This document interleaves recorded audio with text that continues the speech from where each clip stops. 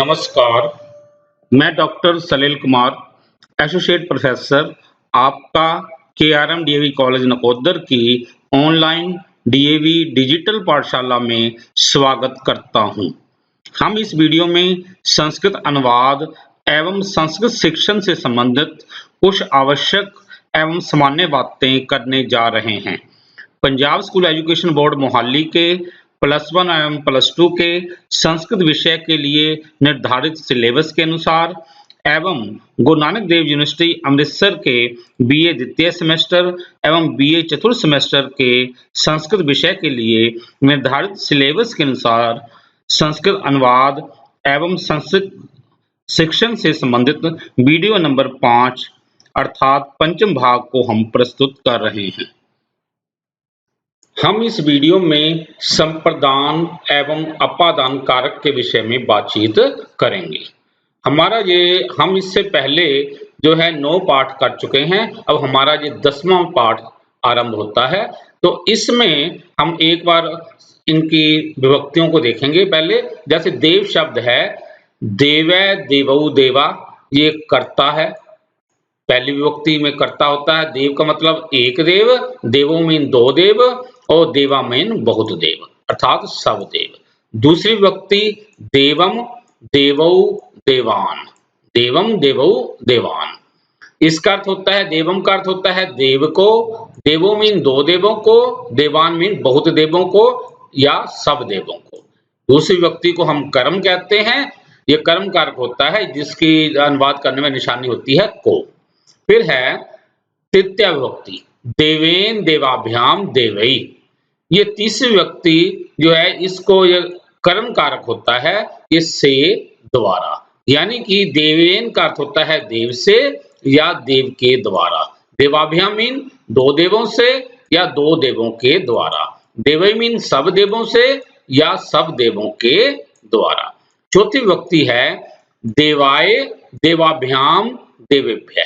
ये संप्रदान कारक है के लिए, यानी कि देवाय का अर्थ होता है देव के लिए, देवाभ्याम मीन 2 देवों के लिए, देवेभ्य मीन सब देवों के लिए। फिर अब 5वीं विभक्ति है देवात देवाभ्याम देवेभ्य, देवात देवाभ्याम देवेभ्य। इसके है अपादान, यानी से, यानी कि देव से, 2 देवों से, सब देवों से। अब एक बार हम इस विभक्ति को करेंगे जरा। देवै देवौ देवा प्रथम विभक्ति, देवम देवौ देवान दूसरी विभक्ति अर्थात कर्म कारक, देवेन देवाभ्याम देवई तीसरी विभक्ति कर्म कारक, चौथी विभक्ति देवाय देवाभ्याम देवेभ्य संप्रदान कारक, 5वीं विभक्ति है देवात देवाभ्याम देवेभ्य, ये अपादान कारक है। अब हम राम शब्द को ऐसे ही करेंगे। इसकी 5 विभक्तियां जैसे हैं रामै रामौ रामा कर्ता, रामम रामौ रामान, रामेन रामाभ्याम रामई। चौथी विभक्ति में रामाय रामाभ्याम रामेभ्य, 5वीं में रामात रामाभ्याम रामेभ्य। यानी कि राम की पहली विभक्ति जो है वो कर्ता के लिए, दूसरी विभक्ति कर्म के लिए, तीसरी विभक्ति कर्म के लिए, चौथी विभक्ति संप्रदान के लिए, 5वीं विभक्ति होती है अपादान कारक के लिए। अब हम जो गृह शब्द जो कि नपुंसक लिंग, इससे हमने जो पहले पाठ में हमने जो किया था, हमने नपुंसक लिंग के बारे में बातें की थी। तो एक बार जैसे हम पहले जैसे ना देव और राम का हमने पहली विभक्ति में किया ना, राम रामो रामा, रामम रामो रामान। अब इसमें जो है जो ये नपुंसक लिंग है ये क्या है, इसमें गृहम गृहे गृहनानी, गृहम गृहे गृहनानी। हमने उससे पहले फल शब्द भी किया था, फलम फले फलानी, फलम फले फलानी। तीसरी विभक्ति है गृहेन गृहाभ्याम गृहई, चौथी विभक्ति गृहाय गृहाभ्याम गृहेभ्य, 5वीं विभक्ति गृहात गृहाभ्याम गृहेभ्य। पहली विभक्ति गृहम गृहे गृहानी, दूसरी विभक्ति गृहम गृहे गृहनानी, तीसरी गृहनयन गृहाभ्याम गृहई, चौथी गृहाय गृहाभ्याम गृहेभ्य, 5वीं गृहात गृहाभ्याम गृहेभ्य। तो ये जो है हम इसलिए कर रहे हैं कि जब आगे जाके हमें कोई मुश्किल नहीं होगी, क्योंकि जब फिर एक बार हम अनुवाद पे आ जाएंगे ना, तो हमें इन पांचों विभक्तियों के बारे में पता होना चाहिए। इसलिए हम इनको विशेष वो हम जो कर रहे हैं। एक बार जो फल शब्द को भी देख सकते हैं, फलम फले फलानी, फलम फले फलानी, फलेन फलाभ्याम फलई, फलाए फलाभ्याम फलेभ्यः, फलात् फलाभ्याम फलेभ्यः। अब हम पठ धातु का ये भी पिछले लेसन में कई बार हम कर चुके हैं, लेकिन फिर भी एक बार क्योंकि याद रखने के लिए, पठती, पठतै, पठन्ति, पठसि, पठथै, पठथ, पठामि, पठावै, पठामः। एक वचन में आता है पठती, पठसि, पठामि, पठतै, पठथै, पठावै ये द्विवचन में आता है, पठन्ति, पठथ, पठामः ये बहुवचन में आता है।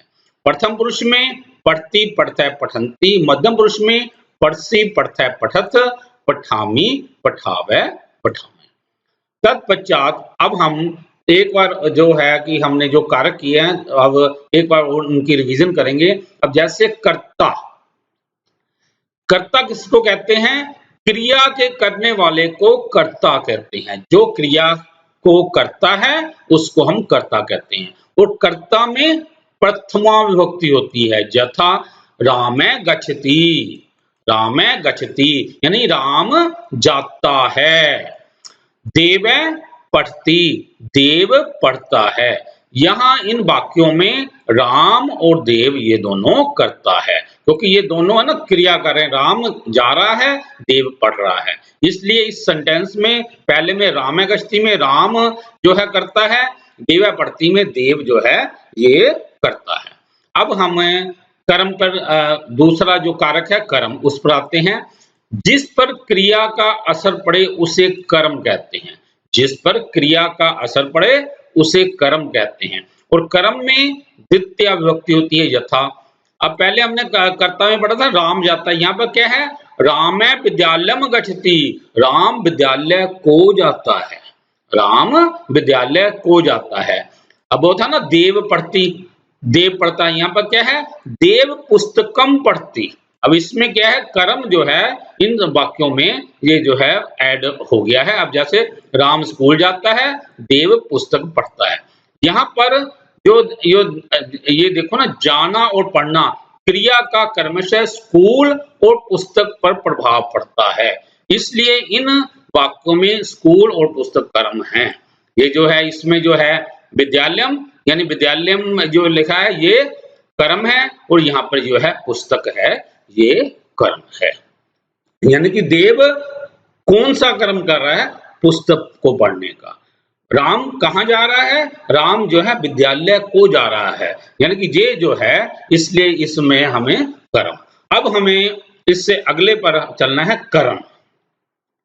कर्ता के साधन को कर्म कहते हैं। जो कर्ता का जो साधन होता ना उसको कर्म कहते हैं।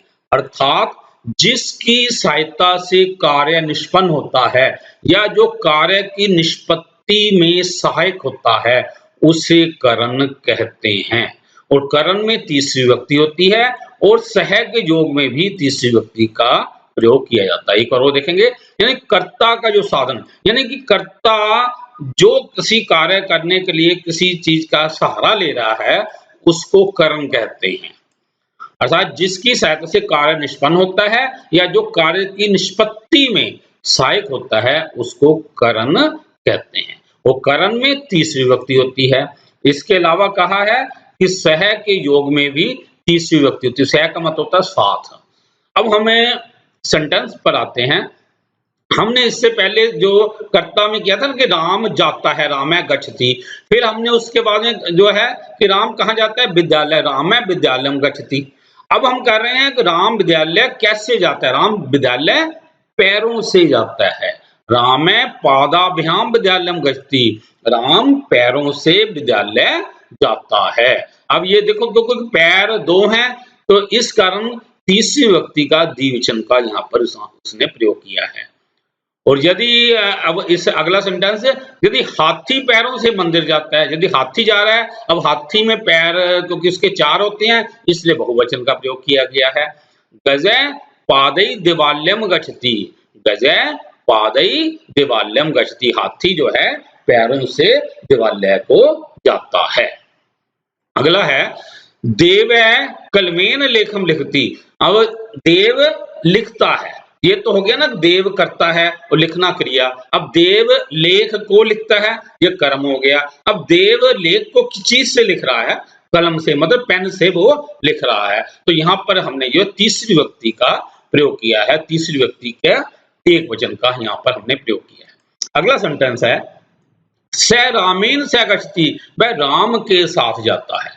अब यह ना यहाँ पर सह के कारण यहाँ पर हमने तीसरी व्यक्ति का प्रयोग किया है। यहाँ पर स रामेन स गच्छति, यदि हम जब सह का प्रयोग करते हैं तो तीसरी व्यक्ति का प्रयोग होता है। अब हम जो है कि आज का जो लेसन है ना, कि ये हमने जो था ना कर्ता कर्म कर्म, ये क्योंकि रिवाइज करने के लिए किया है, क्योंकि हमारे सेंटेंस में इनका ही प्रयोग होना था कि लेकिन मुश्किल ना आए, इस कारण इनको रिवाइज किया है। अब हम आज का जो संप्रदान और अपादान पर आते हैं। अब पहले करेंगे हम संप्रदान। जिसे कुछ दिया जाए या जिसके लिए कोई काम किया जाए, अर्थात जिसके लिए कर्ता किसी वस्तु को देने की इच्छा करता है या देता है, उसे संप्रदान कारक कहते हैं। संप्रदान में चौथी व्यक्ति होती है। एक और पढ़ेंगे, जिससे कुछ दिया जाए या जिसके लिए कोई काम किया जाए, अर्थात जिसके लिए कर्ता, मतलब कार्य को करने वाला कर्ता किसी वस्तु को देने की इच्छा करता है या देता है, उसे संप्रदान कारक कहते हैं। संप्रदान में चतुर्थी विभक्ति होती है। अब सेंटेंस है यहाँ पर सूर्य चंद्राय प्रकाशम यच्छति, सूर्य चंद्र को प्रकाश देता है। यहाँ पर सेंटेंस पहले सिंपल ये देखें ना, सूर्य देता है, सूर्य देता है यानी कि सूर्य यच्छति, सूर्य यहाँ पर कर्ता हो गया। अब सूर्य क्या देता है? प्रकाश, ये प्रकाश उसका कर्म हो गया। सूर्य जो है वो प्रकाश देता है। अब किसको देता है?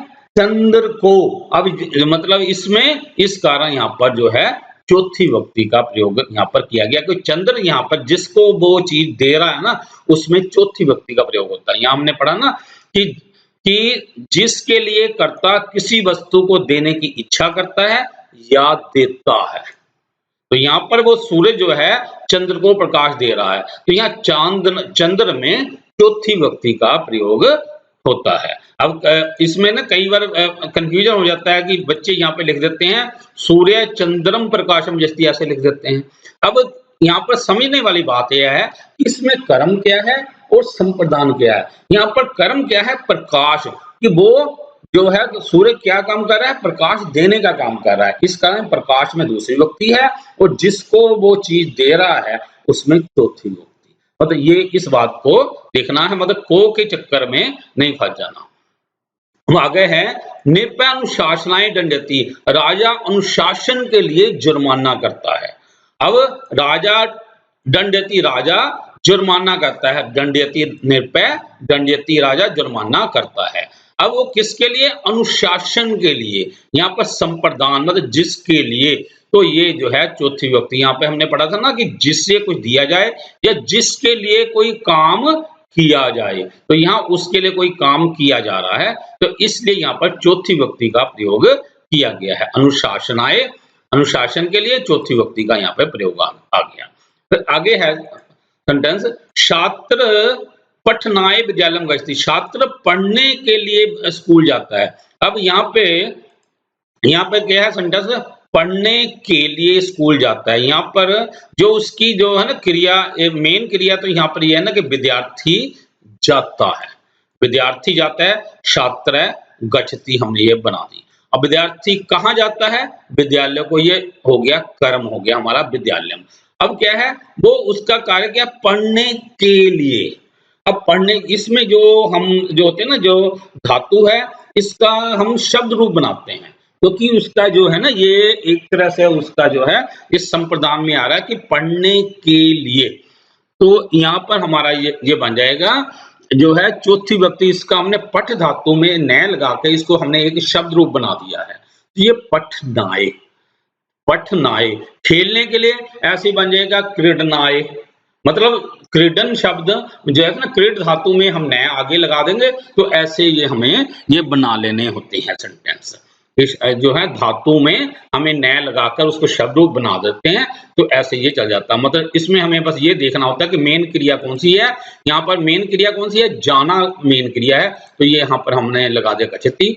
छात्र गच्छति, छात्र जाता है, कहाँ जाता है, विद्यालय को। अब है पढ़ने के लिए, पठनाय, यहाँ पर मैं चौथी व्यक्ति का प्रयोग कर दिया, मतलब कि उसका काम जो है ना कि वो के लिए के अर्थ में वो मतलब कर रहा है, यानी यहाँ पे कर रहा है कि जिसके लिए कोई काम करता है, यानी के लिए के अर्थ में यह प्रयोग हो गया। आगे है सेंटेंस, बालका क्रीडनाय क्रीडा क्षेत्रम गच्छन्ति, बालक खेलने के लिए क्रीडा क्षेत्र को जाते हैं। अब बालक जाते हैं, बालका गच्छन्ति, बालक यहाँ पर क्या है, कर्ता, और गच्छन्ति क्रिया होगी, बालका गच्छन्ति।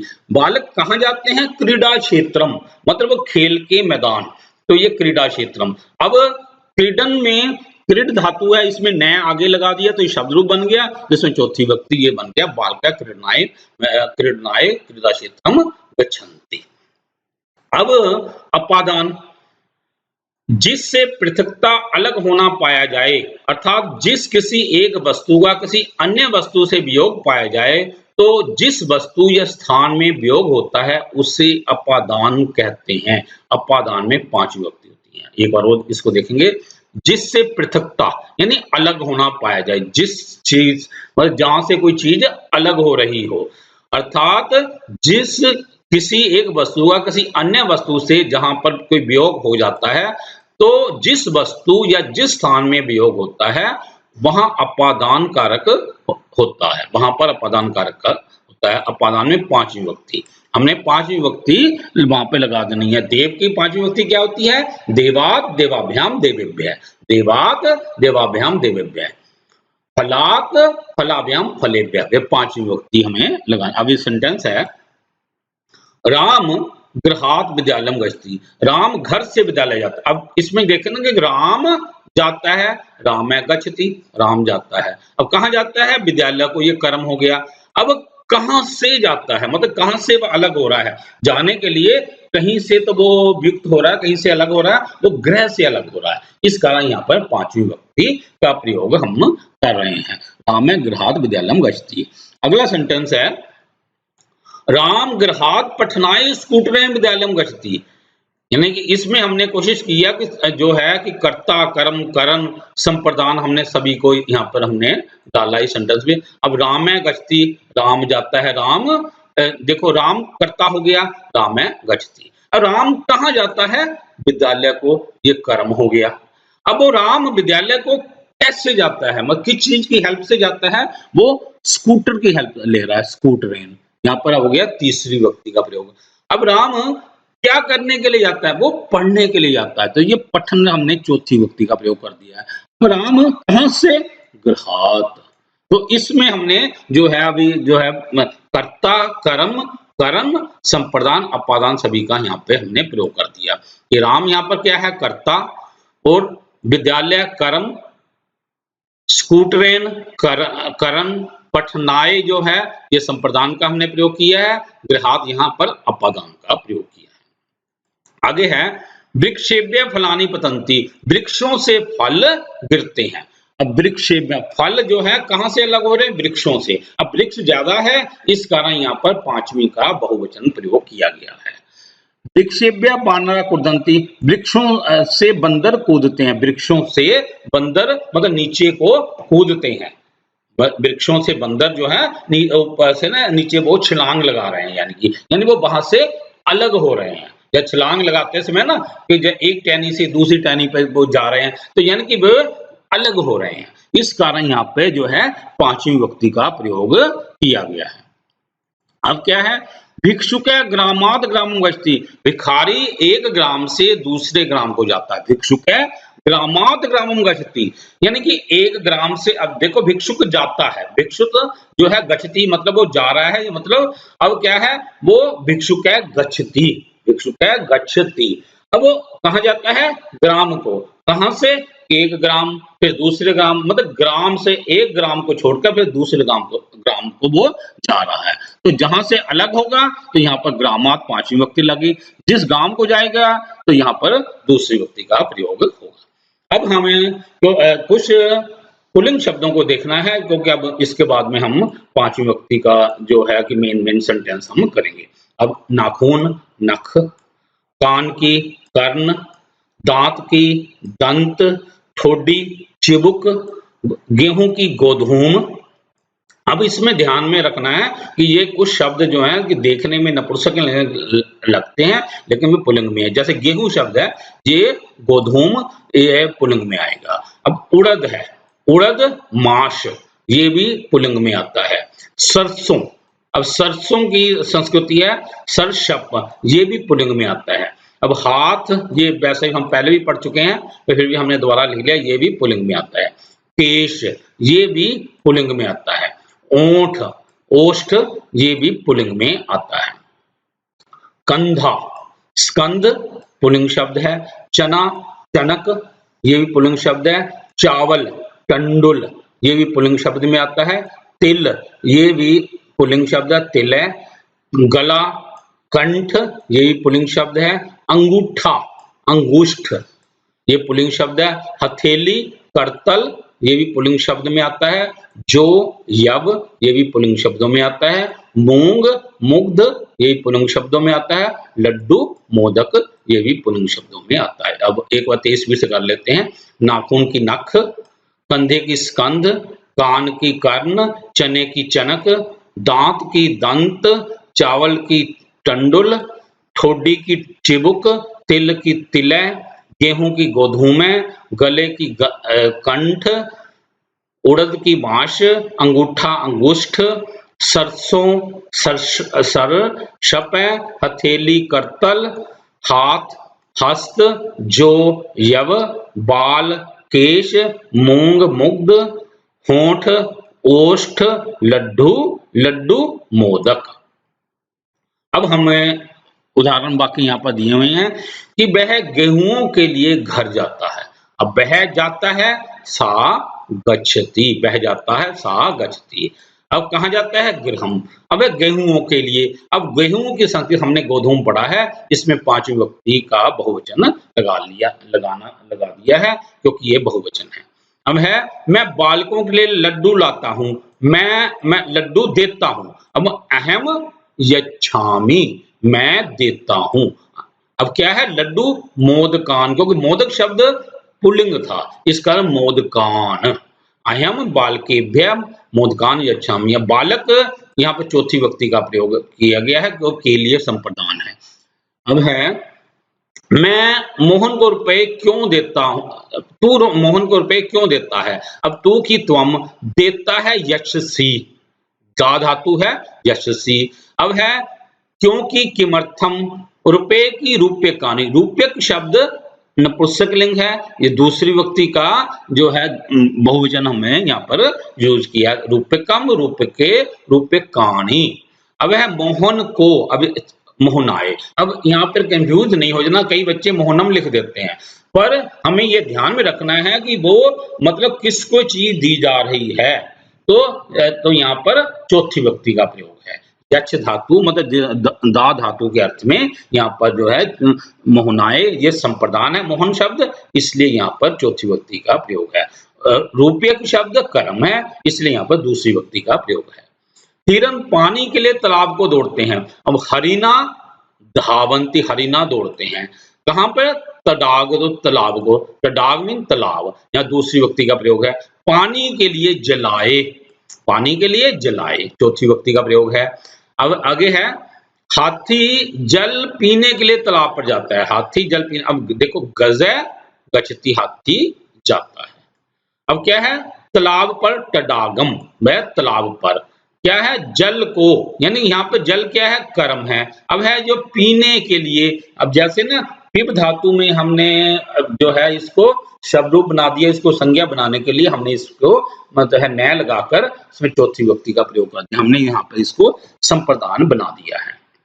यानी कि पिबनाए, गजे जलम पिबनाए तडागम गच्छति। आगे है, हम धर्म के लिए हरिद्वार जाते हैं, वयम गच्छामः, हम जाते हैं। कहां पर, हरिद्वारम, यहाँ पर हरिद्वार कर्म आ गया। अब धर्माए, यहाँ पर धर्म शब्द में ये संप्रदान का प्रयोग है, वयम धर्माए हरिद्वारम गच्छामः। आगे है, ये अभ्यास के लिए है ये। वह यहाँ भोजन के लिए नहीं ठहरता है।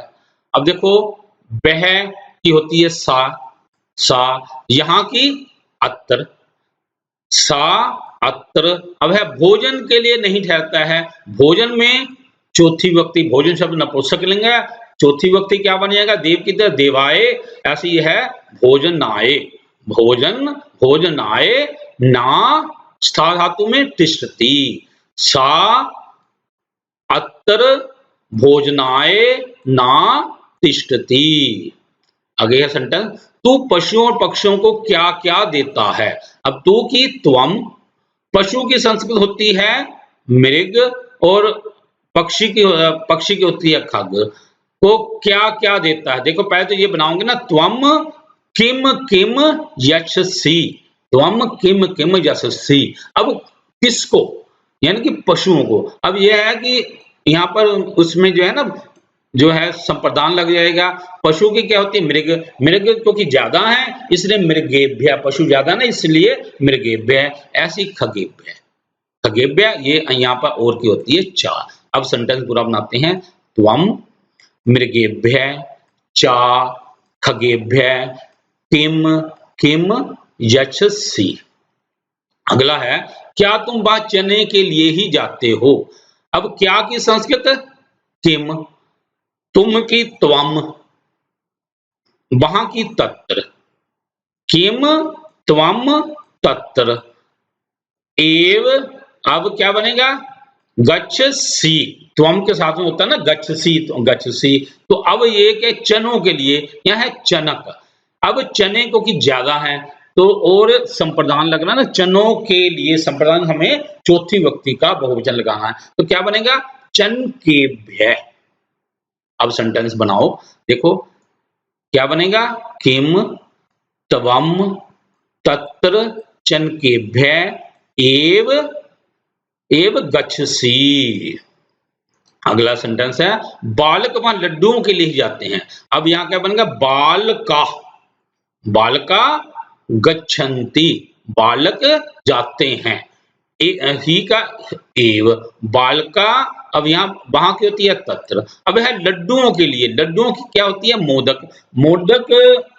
अब है क्योंकि संप्रदान है, के लिए में चौथी विभक्ति का प्रयोग होता है, तो क्या बन जाएगा, मोदक का चौथी का बहुवचन मोदकेभ्य, बालका तत्र मोदकेभ्य एव गच्छन्ति।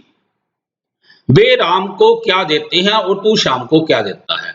अब देखो, वे की संस्कृति है ते, अब क्या देते हैं, ते यच्छन्ति, ते यच्छन्ति, क्या की किम। अब यहाँ पर क्या है, राम को, मतलब राम को चीज दी जा रही है तो रामाय आ जाएगा, ते रामाय किम यच्छन्ति।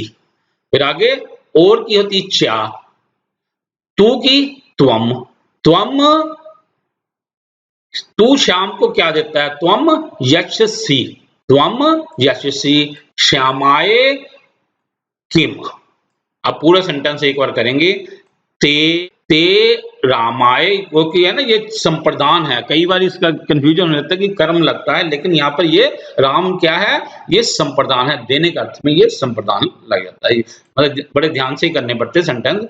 ते रामाय किम यच्छन्ति, चा त्वम श्यामाय किम यच्छसि। आगे है, तू विद्वानों को पुस्तक क्यों नहीं देते, त्वम।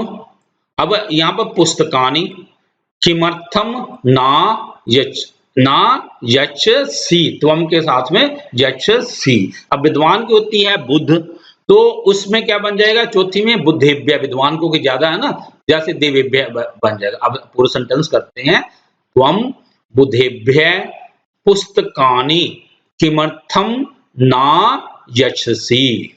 अगला सेंटेंस है, राजा ब्राह्मणों को फूल फल और कपड़े देता है।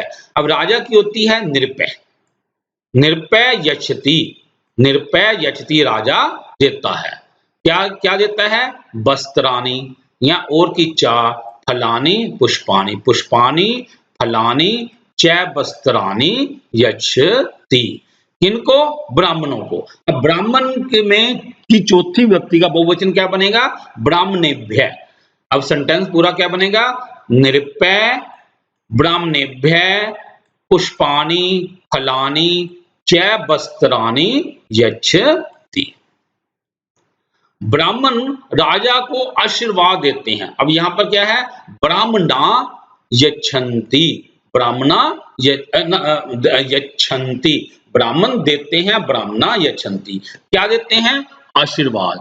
आशीर्वादम, दूसरी व्यक्ति आशीर्वादम, किसको?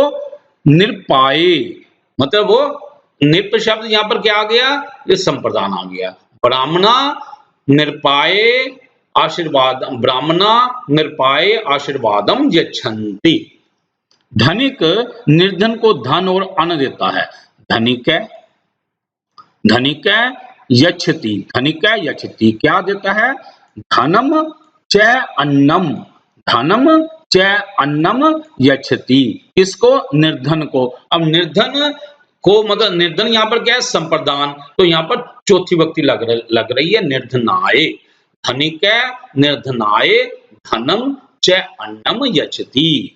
आगे है मित्र मित्रों को धन देते हैं। अब मित्र शब्द नपुंसक लिंग होता है, मित्र शब्द नपुंसक लिंग होता है, इसको विशेष ध्यान में रखना है। मित्रम, क्योंकि ये मित्र बहुवचन है ना, तो ये बन जाएगा मित्राणि, फलम फले फलानि, तो क्या बनेगा? मित्राणि यच्छन्ति धनम। अब किसको है? मित्र, यहां पर मित्र शब्द यहां पर क्या है? ये संप्रदान, चौथी का बहुवचन मित्रेभ्य, मित्राणि मित्रेभ्य धनम यच्छन्ति। राम पढ़ने के लिए शहर जाता है। रामे गच्छति, राम जाता है, शहर की नगर मतलब नगर, रामे नगरम गच्छति। अब क्या है? पढ़ने के लिए, पठनाय, पठ धातु में नय लगाकर या मतलब हमने चौथी व्यक्ति का प्रथम जो है एक वचन हमने लगा दिया है। रामे पठनाय नगरम गच्छति। पशु जल पीने के लिए तालाब पर जाते हैं। अब पशु की होती है मृग, तो मृगा गच्छन्ति, कहां जाते हैं? तडागम, वह कहां जाते हैं? तडागम, तालाब को जाते हैं, मतलब यहाँ पर तालाब यहाँ पर कर्म है, तो तडागम आ जाएगा। अब क्या है? जलम, जलम, अब यहाँ पर क्या बन जाएगा? जलम, पीने के लिए, तो ये पिबन में चौथी व्यक्ति बन जाएगा, पिबनाए, पिबनाए। तो एक बार और देखेंगे, जो है ना यहाँ पर मृगा जलम पिबनाए तडागम गच्छन्ति, क्योंकि ये देखो ना, यदि हम यहाँ पर वैसे तो सातवीं व्यक्ति आगे जाके करेंगे, यदि वहां ये कंफ्यूजन हो जाता है कि वे पानी पीने के लिए तालाब पर मतलब तालाब को जाते हैं, पानी पीने, यहाँ पे हमें कर्म का ही प्रयोग करना है। ठीक है, तो आगे हम ये जो वाक्य बनाए थे, अब एक बार इनको जरा वो करेंगे, इनको हल हमने अब सोल्व किया हुआ है, अब तेज स्पीड से कर लेंगे बस। वह यहाँ भोजन के लिए नहीं ठहरता है, स अत्र भोजनाय न तिष्ठति। तू पशुओं पक्षियों को क्या कह देता है? त्वं मृगेभ्यः खगेभ्यः किम किम यच्छसि, क्या तू वहां चनों के लिए ही जाते हो? किम त्वं तत्र चनकेभ्यः एव गच्छसि, बालक वहां लड्डुओं के लिए ही जाते हैं। बालका तत्र मोदकेभ्यः एव गच्छन्ति, बालका तत्र मोदकेभ्यः एव गच्छन्ति। वे राम को क्या देते हैं और तू श्याम को क्या देता है? ते रामाय किम यच्छन्ति च तुम श्यामाय किम यच्छसि। तुम विद्वानों को पुस्तकें क्यों नहीं देते? त्वं बुद्धेभ्यः पुस्तकानि किमर्थम न यच्छसि। राजा ब्राह्मणों को फूल फल और कपड़े देता है। निरपय ब्राह्मणेभ्यः पुष्पाणि फलानि च वस्त्राणि यच्छति, निरपय ब्राह्मणेभ्यः पुष्पाणि फलानि च वस्त्राणि यच्छति। ब्राह्मण राजा को आशीर्वाद देते हैं। ब्राह्मणा निरपाय आशीर्वादम यच्छन्ति, ब्राह्मणा निरपाय आशीर्वादम यच्छन्ति। धनिक निर्धन को धन और अन्न देता है। धनिक निर्धनाय धनम अन्नम यच्छति। मित्र मित्रों को धन देते हैं, तो क्या बनेगा? मित्राणि मित्रेभ्यः धनम यच्छन्ति, मित्राणि मित्रेभ्यः धनम यच्छन्ति। राम पढ़ने के लिए शहर जाता है। रामे पठनाय नगरम गच्छति। पशु जल पीने के लिए तालाब पर जाते हैं। मृगा जलम पिबनाय तडागम गच्छन्ति। तत्पश्चात अब हम आते हैं 11वें पाठ पर। ये जो है हमने जो संप्रदान वाला किया था, अब हम जो है अपादान वाला वो लेसन वो करेंगे। एकादश पाठ है, इसमें कुछ विशेष धातुओं को हम देख रहे हैं। अब पकाना पच धातु, पचती। याद करना समरी धातु है, याद करना समरी धातु। समर्ति खाना खादती। प्रवेश करना विष धातु है, विशति। नमस्ते करना नम धातु है, नमति। ले जाना नयति, नी धातु है, नयति। मिलना मिल धातु, मिलती। डरना तरस धातु है, तरसयति। यहाँ ये बनेगा तरस यति, या इसमें लग जाता है।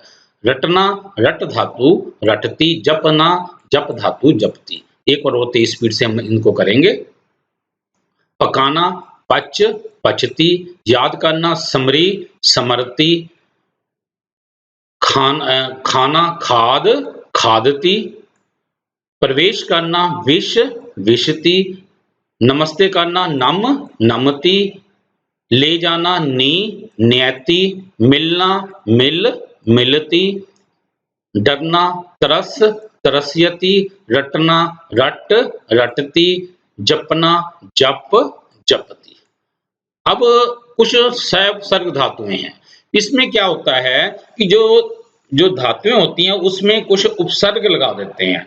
जब हम उनमें उपसर्ग लगाते हैं तो उनके अर्थ बदल जाते हैं। अब जैसे गम धातु है, गम का अर्थ होता है जाना। जब हम इसके आगे आ लगा देते हैं तो ये बन जाती है आना। तो ये क्या बन जाएगी? आना। तो ये है आगच्छ, आगच्छति। ऐसे इसका अर्थ बदल जाता है। अब जैसे है दा, देना। आगे लगा देंगे तो इसका अर्थ बदल जाता है। क्या बन जाएगा? लेना। मतलब देने के उलट लेना। तो ये क्या बन जाएगा? आयच्छ, आयच्छी।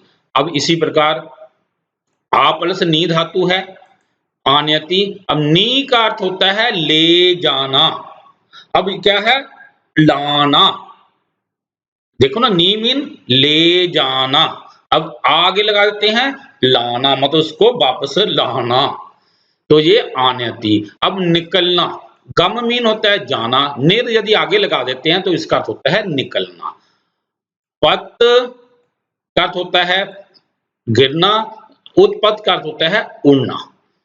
समरी का अर्थ होता है याद करना। जो बी आगे यदि हम लगा देते हैं इसका अर्थ बन जाता है भूलना। उसी प्रकार उपविष्ट का अर्थ होता है बैठना। आकरण का अर्थ होता है सुनना। उत्परस्था का अर्थ होता है उठना। प्रतिपरस्बद्ध का बन जाता है उत्तर देना। अब एक बार 23 स्पीड से अब हम करेंगे। आने के लिए आ प्लस गम, आगच्छ, आगच्छति। लेना आ प्लस दा, आयच्छ, आयच्छति। लाना आ प्लस नी, आनय, आनयति। निकलना निर प्लस गम, निर्गच्छ, निर्गच्छति। उड़ना उत प्लस पत, उत्पत्त, उत्पत्ति। भूलना बी प्लस समरी, बी समर, बी समरति। बैठना उप प्लस विष, उपविश, उपविशति। सुनना आ प्लस कर्ण, आकर्ण, यति। खड़े होना उत प्लस था, उत्तिष्ठ, उत्तिष्ठति। उत्तर देना प्रति प्लस बद्ध, प्रतिबद्ध, प्रतिबद्धति। अब हम उदाहरण वाक्य करेंगे। सेंटेंस है वे घर से भागते हैं। बे की ते धावंती। घर से ग्रहात। अब हमने जो है ना कि अपादान जो है कि अपादान का हमने कहा कि वो अलग होना, कि जहां से अलग हो जाए वहां पर पांचवी विभक्ति का प्रयोग होता है। तो क्या बनेगा? ते ग्रहात। घर से अलग हो रहा है, ये अपादान का प्रयोग है। जैसे देवात, देवाभ्याम, देवेभ्य। यहाँ पर पांचवी विभक्ति का प्रयोग हमने किया है। हम ग्राम से आते हैं। अब व्यम आते हैं आगच्छामः। देखो जाने की होती है ना, यदि जाते हैं तो गच्छामः लिख देना था। आगे लगा दिया तो आगच्छामः। ग्राम से ग्रामात, व्यम ग्रामात आगच्छामः। तुम पानी से बाहर आते हो। अब त्वम आते हो निर्गच्छसि। आने की होती है निर्गच्छसि, बाहर मतलब आना, निर्गच्छसि। अब कहां से? जलात, जल से। तो यहाँ पर क्या बनेगा? देखो ना, ये पांचवें व्यक्ति का एक वचन, वो पानी से अलग हो रहा है, इस कारण यहाँ पर जो है अपादान कारक का प्रयोग है। मैं राम से रुपए लेता हूं। अहम लेता हूं आयच्छामि। मैं रुपए यदि होता ना देता हूं तो ये छामी बन जाना था। अब यहाँ क्या है? उससे लेता हूं आयच्छामि। अब क्या? रुपए कानी। अब कहां से, मतलब रुपए कहां से अलग हो रहे हैं? राम से अलग हो रहे हैं। तो इसमें इस कारण यहाँ पर पांचवी व्यक्ति का प्रयोग हो गया रामात। अहम रामात रुपए कानी यच्छामि आयच्छामि। गेहूं, गेहूं से उत्पन्न होते हैं।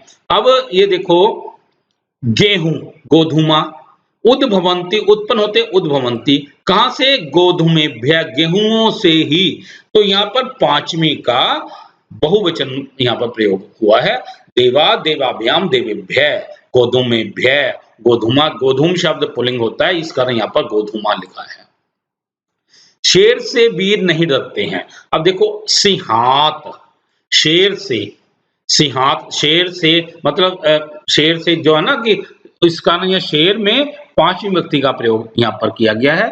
यहाँ अपादान कारक वीरा ना तरसयंती, तरस धातु के अर्थ में यहाँ पर यह पांचवी व्यक्ति का प्रयोग हुआ है, क्योंकि इससे डर मतलब है कि होता है, तो उसमें जो है कि जहां से अलग भाव हो जाए, मतलब सामने थोड़ा सा अलग व्यक्ति हो ही जाता है, इस कारण शेर को देखकर। तो सिंहात वीरा ना तरसयंती, यहाँ पर जो है ना हमने सिंह में पांचवी व्यक्ति का प्रयोग किया है। अब प्रिय साथियों, यदि आपको यह वीडियो पसंद आया हो तो कृपया लाइक, कमेंट और शेयर के माध्यम से मुझे प्रोत्साहित करने का कार्य अवश्य करें, ताकि मैं आगे से संस्कृत विषय संबंधित ज्ञानवर्धक वीडियो बनाकर यूट्यूब पर इसी प्रकार पोस्ट करता रहूं। कृपया मेरे चैनल सलिल कुमार राजपूत को सब्सक्राइब भी करें। धन्यवाद।